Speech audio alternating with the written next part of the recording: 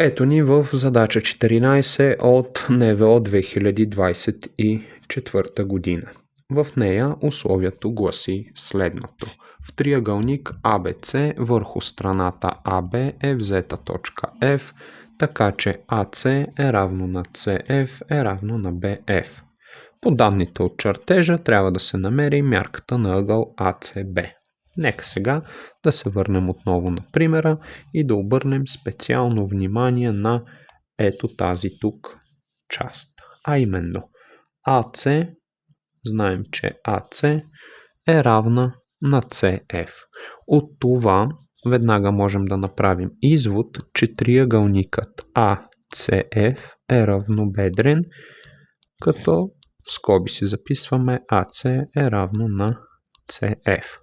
Така, от това, че триъгълникът е равнобедрен, следва, че ъгъл CAF е равен на ъгъл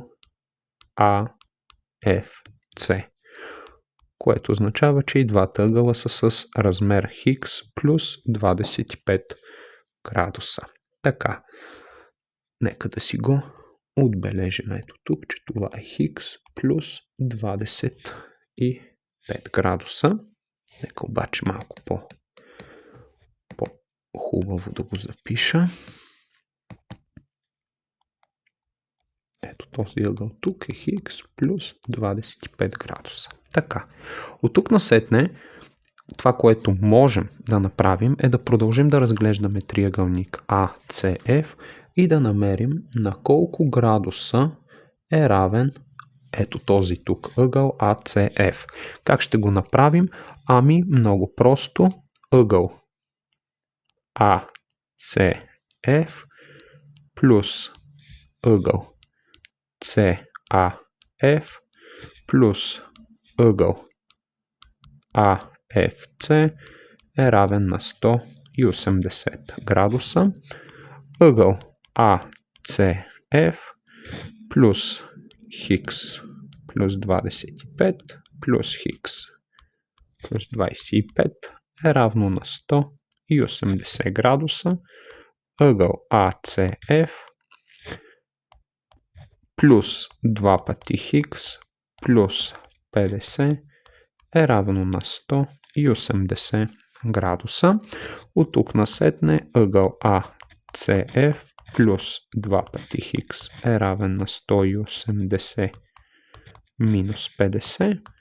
Ъгъл ACF е равен на, нека да съм по-подробен, плюс 2 пъти Хикс е равен на 130 градуса и ъгъл ACF излиза равен на 130 градуса минус 2 пъти Хикс. Нека сега да си го запишем ето тук.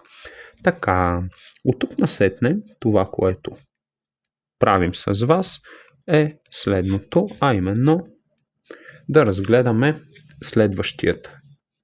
следващият триъгълник CFB. Триъгълник CFB отново е равнобедрен, защото според условието CF е равно на BF. От това следва да направим изводът, че ъгъл FCB е равен на ъгъл FBC. Следователно, този тук ъгъл е Хикс. Така, и двата са равни на Хикс.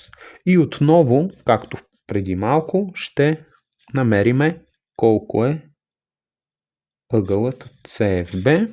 Този път ще го направя по-бързо. Ъгъл CFB плюс 2 пъти Хикс е равно на 180 градуса. Ъгъл CFB е равен на 180 градуса минус 2 пъти Хикс. Ето ни го тук, това парченце. Така, нека да ги маркирам да се виждат по колко градуса е всеки от тях. Така, ето ни го тук единият ъгъл, ето го тук, другият ъгъл. Поглеждайки ги сега внимателно, ние забелязваме, че жълтият и зеленият ъгъл образуват един изправен ъгъл, а мярката на изправеният ъгъл знаем, че е 180 градуса, като следователно имаме следното нещо. Ъгъл AFC плюс ъгъл BFC трябва да бъде равен на 180 градуса или хикс плюс 25 плюс 180 минус 2 пъти хикс трябва да бъде равно на 180 градуса.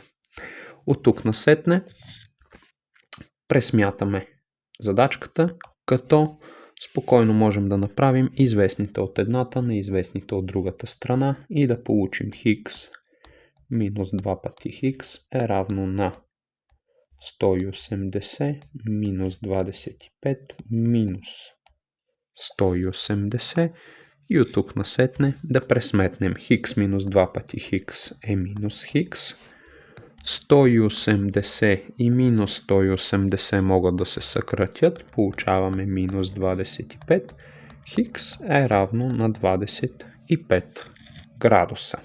Следователно, веднага започваме да заместваме, защото това, което се търси при нас, е на колко градуса е равен ъгъл АЦБ. Това, което знаем за него е, че ъгъл АЦБ е равен на хикс плюс 130 минус 2 пъти хикс или ъгъл АЦБ е равен на 25 градуса, заместваме, плюс 130 минус 2 по 25 дава 50, ъгъл АЦБ излиза 155 градуса минус 50 и ъгъл АЦБ излиза равен на 105 градуса. Съответно, верният отговор е Б.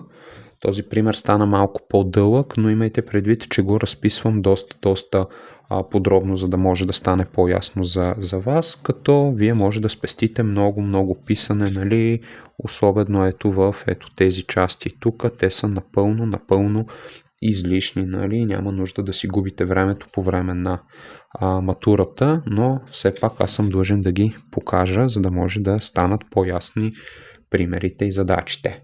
Надявам се да съм бил полезен. Ще се видим отново в следващото видео.